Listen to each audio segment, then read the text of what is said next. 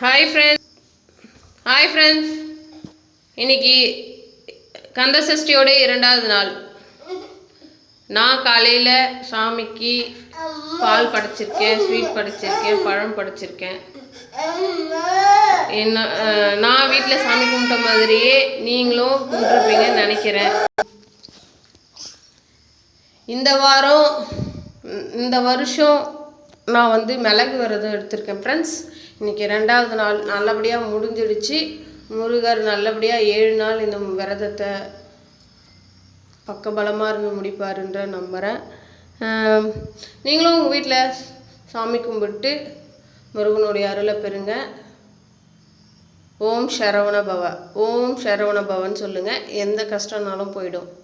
கஷ்டம் வரும்போது முருகா துணை, கந்தா போற்றி, குமரா போற்றி சொல்லுங்கள். எதுவும் சொல்ல முடியலையா, எதுவுமே தெரியலனா ஓம் முருகா போற்றி. Bye friends.